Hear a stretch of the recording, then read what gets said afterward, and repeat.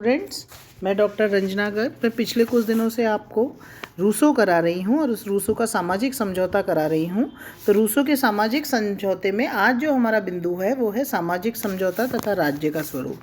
युद्ध और संघर्ष के वातावरण का अंत करने के लिए रूसो एक सामाजिक समझौते की कल्पना करता है। सभी व्यक्ति एक स्थान पर एकत्रित हुए और उनके द्वारा संपूर्ण अधिकारों का समर्पण किया गया, किंतु अधिकारों का यह समर्पण किसी व्यक्ति विशेष के लिए नहीं बल्कि संपूर्ण समाज के लिए किया गया। मतलब रूसो कहना चाहता है कि सबने अधिकार अपने इसलिए सोच रहे कि वो अधिकार उसके समाज में मिल गए। मैं तेरे लिए, तू मेरे लिए। रूसो के अनुसार मनुष्य ने आपस में एक समझौता किया। इस समझौते में सभी व्यक्तियों ने भाग लिया। प्रत्येक व्यक्ति अपने अधिकारों को किसी व्यक्ति विशेष को अर्पित ना कर संपूर्ण समाज को अर्पित करता है। इस प्रकार ये समझौता लोगों के निजी स्वरूप और सामूहिक स्वरूप के मध्य हुआ। ए बै सैदे आदि ने अपने अधिकारों को ए बै सैदे को ही सामूहिक रूप से सौंप दिया। मतलब सबने अपने अधिकार समाज को सौंप दिए तो वो समाज में मिल गए। किसी को कोई हानि नहीं हुई, सबका लाभ ही होता है। किंतु जब उनमें से किसी एक के व्यक्तिगत अधिकारों पर आक्रमण होता है तो उसकी रक्षा के लिए सारा समाज उपस्थित हो जाता है। रूसो की कल्पना के अनुसार हम में से प्रत्येक अपने अस्तित्व और सभी शक्तियों को सामान्य रूप से सार्वजनिक इच्छा के सर्वोच्च निर्देशन के अंतर्गत रखते हैं और हम संयुक्त रूप से सार्वजनिक इच्छा के सर्वोच्च निर्देशन के अंतर्गत रहते हैं और हम संयुक्त रूप से प्रत्येक सदस्य को संपूर्ण संगठन के अखंड हिस्से के रूप में पाते हैं। समझौता करने वाले प्रत्येक व्यक्ति के व्यक्तिगत व्यक्तित्व के स्थान पर समूह बनाने की इस प्रक्रिया में एकदम एक नैतिक तथा सामूहिक निकाय का जन्म होता है, जो कि उतने ही सदस्यों से मिलकर बना है जितने कि उसके मत होते हैं।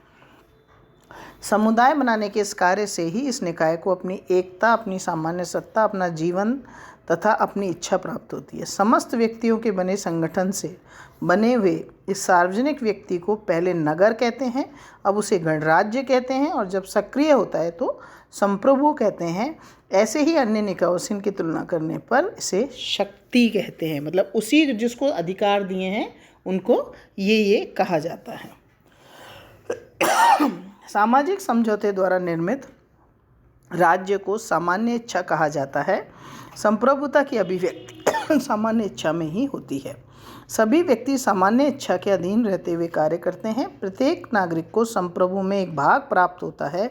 साथ ही वह जनता भी है जिसने उसे इस कानून का मानना पड़ता है, जिसे उसने स्वयं संप्रभु के रूप में बनाया है।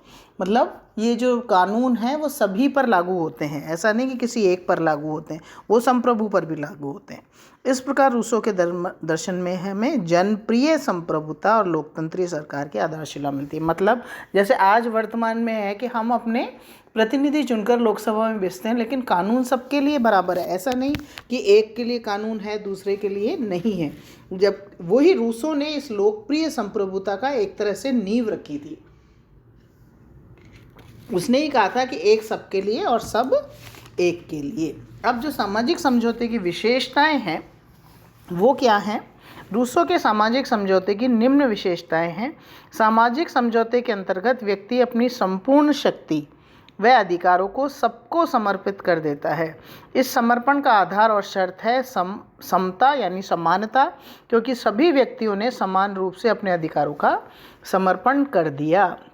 समझौते की क्रिया के द्वारा अलग अलग व्यक्तियों के निजी व्यक्तित्व के स्थान पर एक सामूहिक व्यक्तिगत स्थापित हो जाता है, जिसकी एक पृथक एकता, पहचान, जीवन तथा इच्छा होती है। तीसरा, सामाजिक समझौते के परिणाम स्वरूप मनुष्य की परतंत्रता का अंत हो जाता है। वह वास्तविक रूप से स्वतंत्र हो जाता है और जीवन को एक निश्चित विधि में बल मिल जाता है।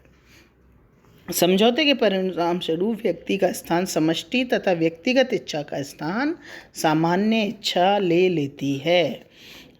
इस समझौते के द्वारा व्यक्ति कुछ भी नहीं खोता, बल्कि जो अधिकार वह अपने दूसरों को अपने ऊपर देता है, यही अधिकार वह समाज के प्रत्येक व्यक्ति पर प्राप्त कर लेता है। मतलब क्योंकि एक सबके लिए मैंने अपने अधिकार दिए तो दूसरे ने भी दिए, तीसरे ने भी दिए, चौथे ने भी दिए और वह समाज में जाकर मिल गए।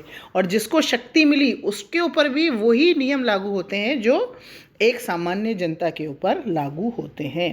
रूसो के अनुसार समझौता कोई ऐसी घटना नहीं है जो कभी एक बार घटी हो, यह तो एक निरंतर चलने वाला क्रम है जिसमें प्रत्येक व्यक्ति सामान्य इच्छा में निरंतर भाग लेता रहता है। इस प्रकार रूसो का सामाजिक समझौता हॉब्स और लॉक के समझौते से भिन्न होते हुए भी प्रभावित है। हॉब्स की बात ही रूसो ने माना है कि समझौते के लिए उत्सुक व्यक्तियों ने अपने संपूर्ण अधिकार बिना किसी शर्त के समर्पित कर दिया, लेकिन यह अवश्य है कि हॉब्स के गंतव्य के विपरीत ये अधिकार किसी एक व्यक्ति या व्यक्ति समूह को नहीं सौंपे गए। लॉक की बात ही रूसो ने स्वीकार किया है कि समझौते के बाद संपूर्ण सत्ता समाज में ही निहित रही। रूसो की स्थिति के बारे में गैटल ने लिखा है, लास्ट है ये, मतलब क्या है सामाजिक समझौता। रूसो की रचना का ये भाग हॉब्स और लॉक दोनों से प्रभावित था। हॉब्स की पद्धति और लॉक के निष्कर्ष को जिज्ञासापूर्वक संयुक्त कर दिया गया। इस प्रकार हॉब्स की तरह जहाँ सत्ता निरंकुश स्थापित हुई, वहाँ लॉक की तरह व्यक्ति अब भी समान अधिकार रखते हैं। Thank you.